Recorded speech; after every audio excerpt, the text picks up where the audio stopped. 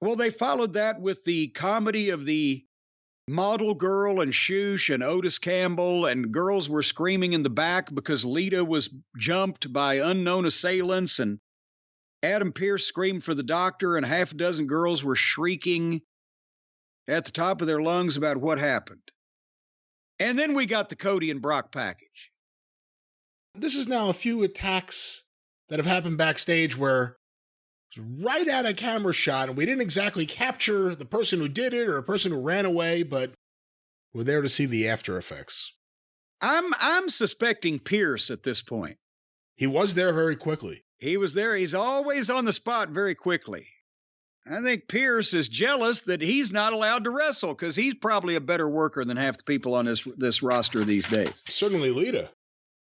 Oh, boy. We'll get to that. But then after the Cody and Brock package, Becky was so upset in her backstage interview that Lita was in a local medical facility.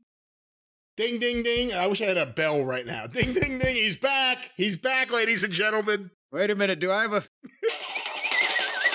Hold on. I thought I had the ratings? I got a bell.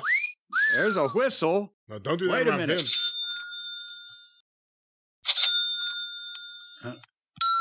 Hey! There's a bell. Close enough. Close enough.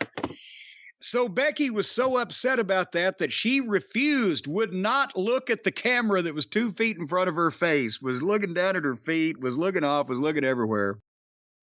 And then Trish came in and offered to be her partner so that she could defend the title tonight against the imposing team of Raquel Rodriguez and Liv Morgan. So let's talk about this for 1 second, just in terms of general wrestling rules throughout time. The idea of another person coming and just saying, hey, I'll be the partner in the tag team championship team, and we can defend the titles. What are your thoughts on this? Well, it would have been nice if it had been validated by a official from the promotion. Say, okay, we're going to allow that, but... hey, since they can pitch to their own breaks and make their own matches and make their own stipulations, I guess now they can just do that too. But yes, it's an old wrestling cliche, as you will, that someone would volunteer to take the place of an injured person in such a situation to try to, defend the belts or do this or that, only if it's approved by the promotion. And the promotion would not approve it unless the heel had done something to the original participant, in which case they were, okay, you get a taste of your own medicine. We're going to approve this with so-and-so can take his place and blah, blah, blah. Otherwise, if that doesn't happen, then the babyface has to defend on their own.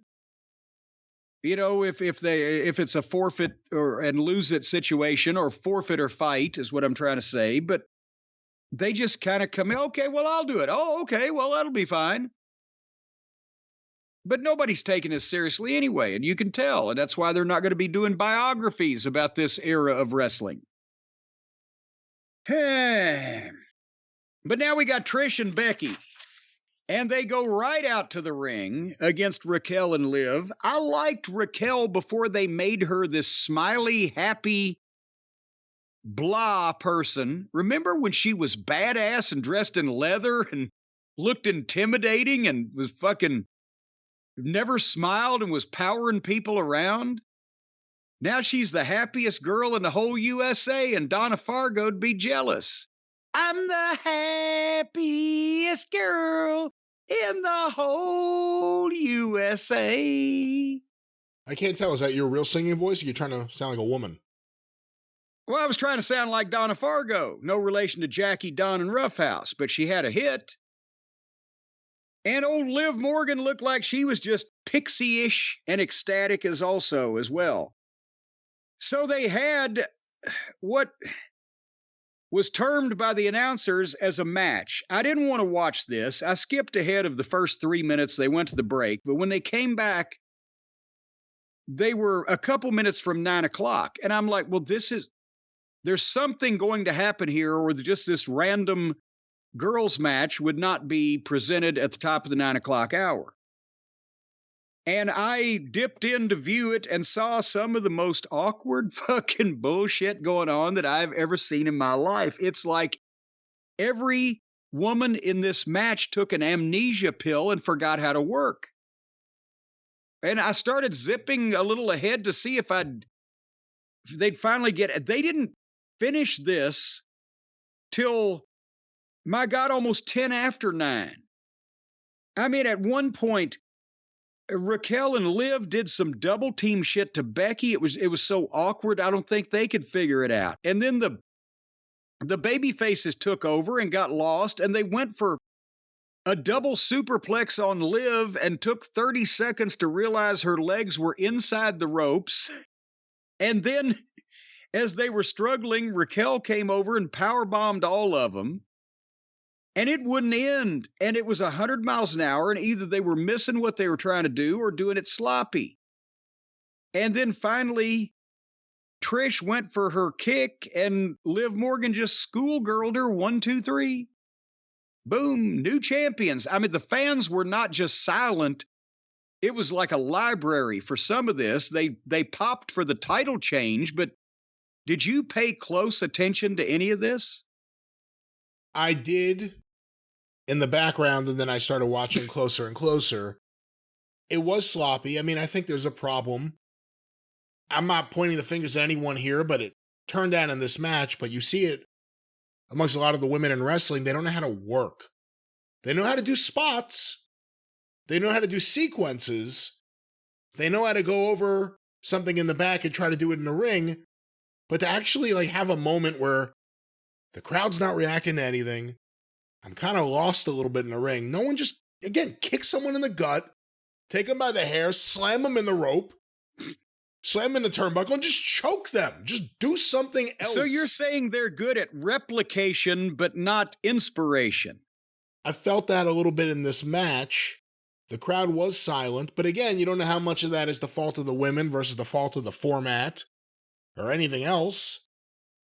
I'm into Rhea Ripley. I'm into the stuff with her and Charlotte Flair, and I'm into Bianca Belair. I like Asuka, but I haven't been digging anything with Becky since she turned back babyface, and everything with the man now feels forced. I don't buy her promos anymore either.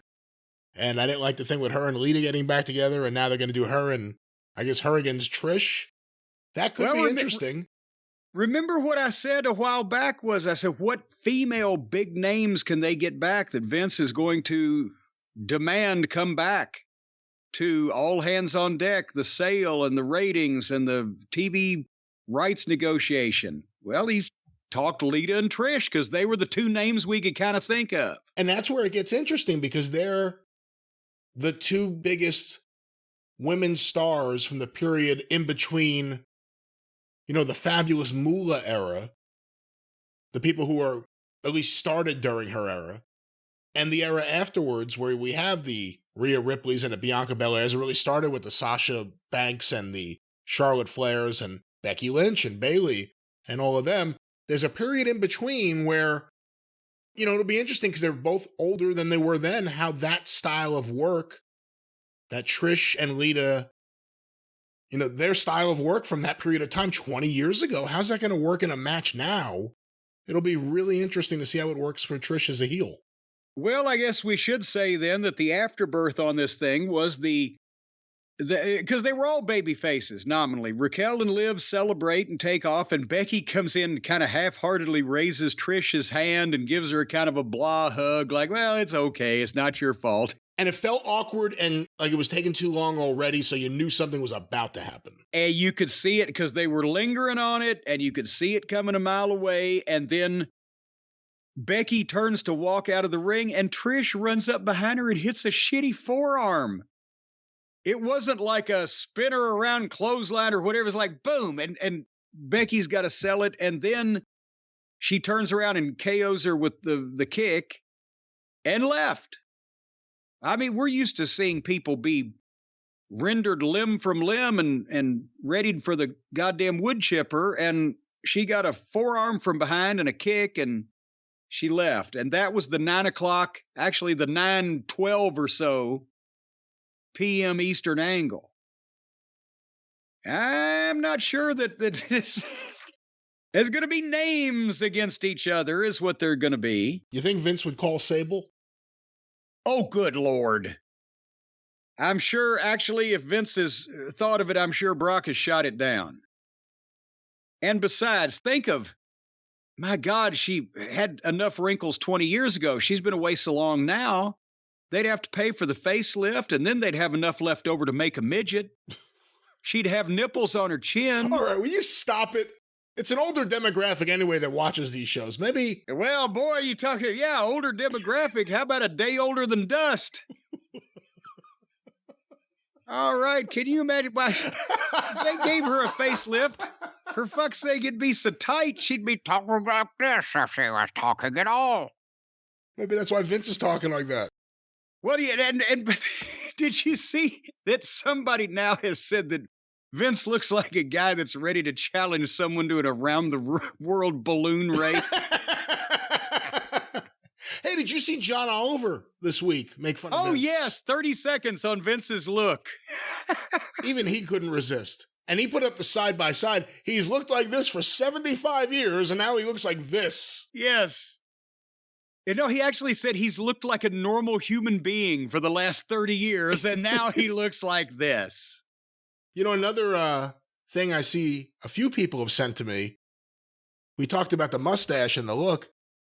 You know, Ted Turner had a thin mustache.